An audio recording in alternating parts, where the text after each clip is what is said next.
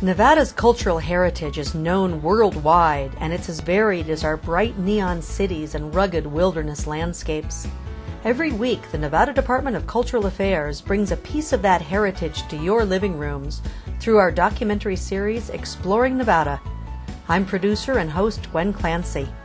Welcome to the colorful world of cultural affairs. In our program today, we'll find out how Nevada's archives and records can provide priceless information to a young sleuth in search of gold coins lost more than a century ago in a train robbery. On the trail, she encounters tempting clues, disappointing dead ends, as well as keepers of knowledge and other seekers of truth, as she discovers that the real treasure may be even bigger than she imagined.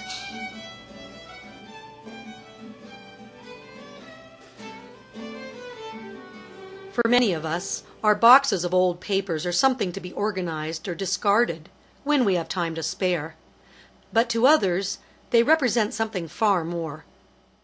People who know me know I love records. They think I'm crazy. Maybe I am.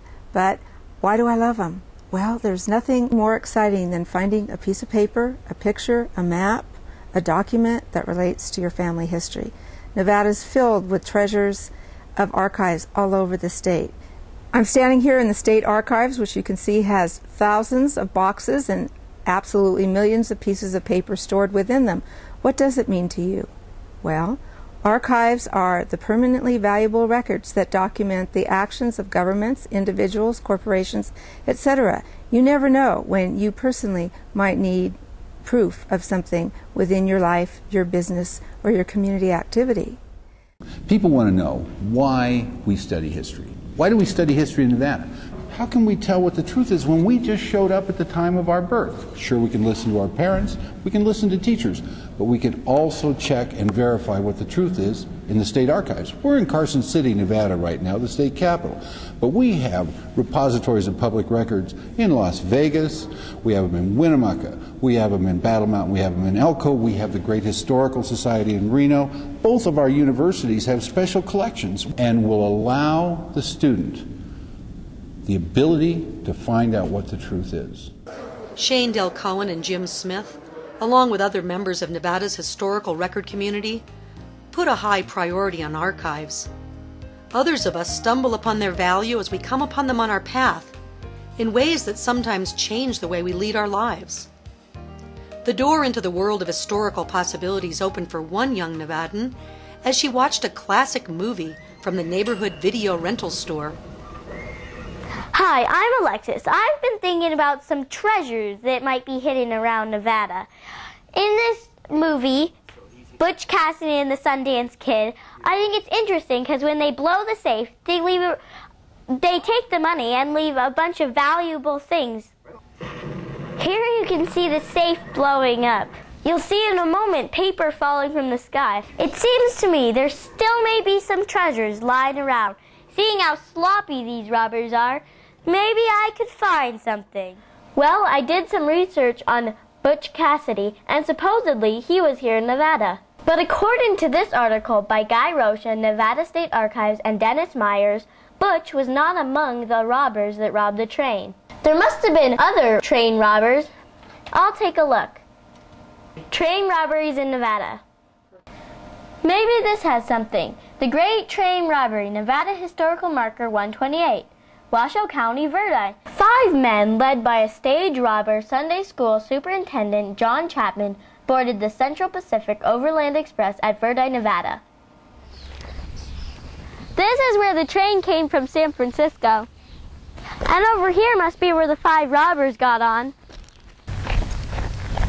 There's the historical marker. The Great Train Robbery.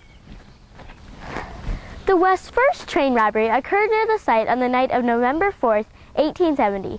5 men, led by a stage robber Sunday School Superintendent John Chapman, boarded the Central Pacific Overland Express at Verdi, Nevada. 2 took over the engine, 1 the express car, and 2 the rear platform. 1/2 mile east, the engine and express car were halted and cut free, then proceeded about 5 miles where they were stopped by a barricade. Here, the robbers forced the messenger to open up, seizing $41,600 in gold coin. They rode off. The uncoupled cars coasted downgrade and met the engine. The train proceeded to Reno. After a two-state chase, all were caught, tried, and convicted. About 90% of the gold was recovered. Well, I don't even know what a gold coin looks like, so I'm headed to an old coin store to find out. What can I do for you? Well, I'm looking for a gold coin from the 1870 train robbery near Verdi, but I don't even know what it looks like. Ah, well, do you know what date the coin would be? It was November 5th, but... So it would have to be one that looks something like that. Since the train robbery was in 1870, it'll be dated 1870 or older. And then it's going to have this eagle just like this on the back. Matter of fact, I happen to have a copy of one that I can let you have to carry with you. Wow, thanks. Now I know what I'm looking for. Was that a real gold coin? Well, this one is, but that one is just a copy. So how many gold coins do you think you're going to find? I don't know, probably not any, but I'm going to try. Well, do you think maybe you could find just one? Yeah, maybe. Well, if you find one of them, I will pay you $5,000 for it. Okay. All right. Well, this is about 5 miles down the track from Verdi, but it's all fenced in and I don't even know what it is. Maybe the railroad tracks have moved since then. More information is clearly needed. At the north end of the University of Nevada campus in Reno sits the Nevada Historical Society. Perhaps here is to be found the necessary evidence to get back on the trail. Do you think the railroad tracks might have moved since then? I don't think they have, but we'll probably have to check on some maps. We have a lot of maps for that time period in the back. I have a map that might work for you. Let's bring it over to the map table and look at it over there. So this map is from 1890. It's a little bit later than the time period, but it's still pretty close to what it was like at the time. Here's Reno here. What's the green on the map for?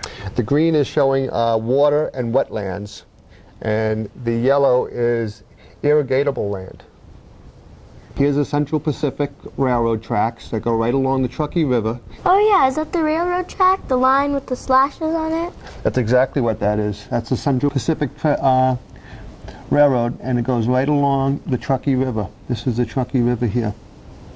It looks like they're the same place as they are today. Where's the historical marker? Well, here's Reno here. Here's the track, so that the marker has to be along the tracks somewhere in this area here. And the robbery, I believe, happened right in this area here, where there's a little loop in the river. I'm going to be poking around out there. Who do you think could give me more information? Probably the person to speak to would be Phil Earl, who used to be the curator of history here at the Nevada Historical Society. If you come in one day, we'll probably be able to catch him here doing research.